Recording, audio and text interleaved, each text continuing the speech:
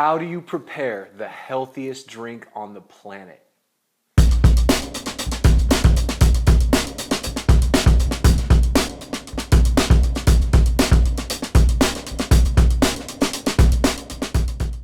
Hey, I'm Tom with Encounter Yerba Mate, and today I'm going to teach you 3 different ways to drink yerba mate.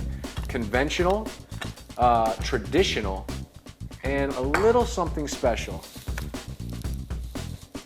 Fruity.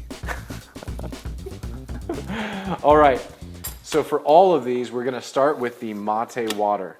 We got to make sure we've got the right temperature. Mate has so many awesome, beneficial, powerful minerals and vitamins. And we want to preserve all of that, and so we don't want to make our water too hot. So you're going to fill this up. I preloaded this because I don't want to put it back into this, so I know I've got the exact amount of water. And you start your water going. I like to keep this open so I can look down inside and see the little bubbles, because you don't want it to get to a rolling boil. You want it to get to about 160 to 180 degrees. That's your range. The ancient Chinese tea masters would call it fisheye stage, where you can look down, you can see these little fish bubbles, fisheye bubbles, looking back at you. So we'll be back when this is hot.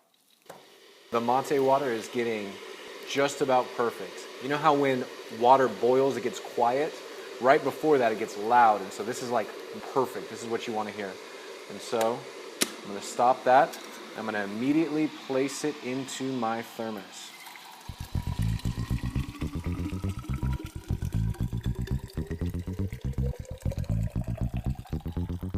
Oops. Good, so I've got my water ready to go. Let's start off with the traditional. I'm going to grab my gourd. Now you can drink out of a regular gourd or a wooden gourd. I prefer a wooden gourd because it's a little less upkeep. With the calabash gourd or the actual true gourd, you just need to make sure it dries out in between. So I do use a calabash gourd from time to time, but I'll have to alternate. So I'll drink out of my calabash gourd and then I'll go to this one. This one is a great, any wooden or ceramic gourd is perfect for everyday use. Does it get mildewy? Yeah, it doesn't get mildewy or anything like that. We've got our gourd. I'm going to reach for yerba mate. You're going to want to fill the gourd about halfway. I get a little greedy. I do it over halfway, almost to 3/4 of the way sometimes when I do mine. So mate is comprised of 3 different parts. You've got the stems or the paulos, you've got the leaf, and then you've got the pulverized dust. The dust is important. Now hear what I'm doing. Shaking it upside down. That gets all the dust to the top. And the reason that's important is for 2 reasons. It aids in the filtration process because it's going to wrap around this bombilla, and then it gets all the powder towards the top so the bombilla doesn't get clogged. And so then you've got this on your hand, and what do you do with that? Whoosh. So now people can see that and know that I'm having a good day. Then you come in, regular temperature water first. You pour it over the top.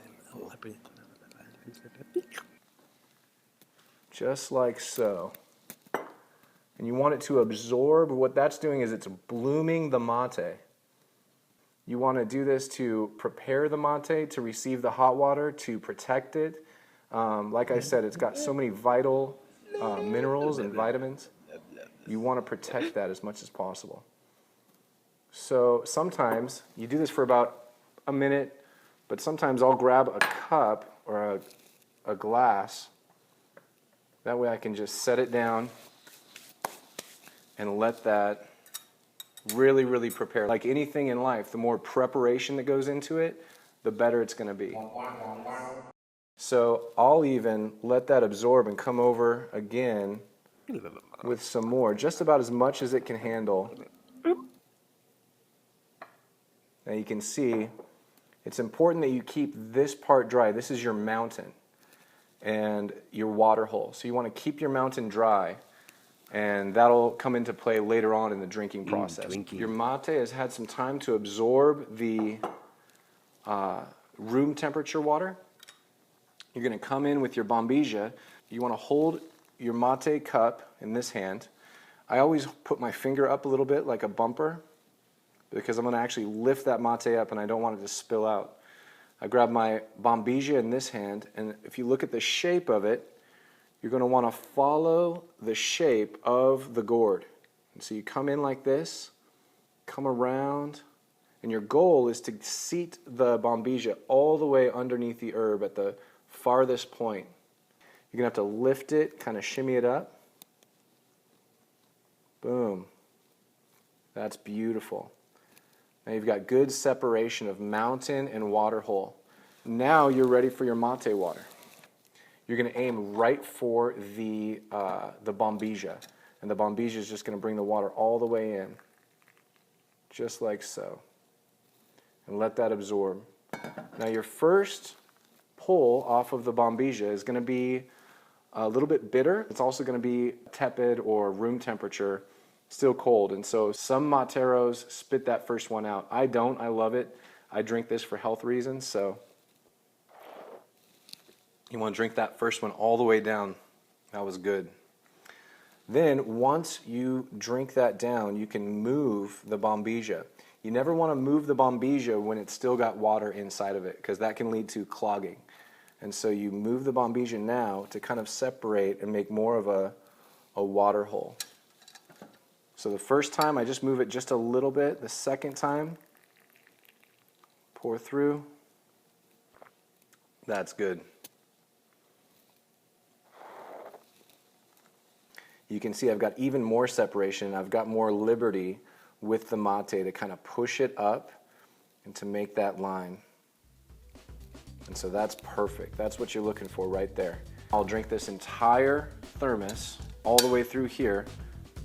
And then when it gets to the end of its life cycle, I'll actually flood the mountain, or maybe I'll take the bombilla out and put it in the other side and just collapse everything, and then it'll be good for another few drinks. So that is drinking yerba mate the traditional way. Now let's go on to the French press, the more conventional way.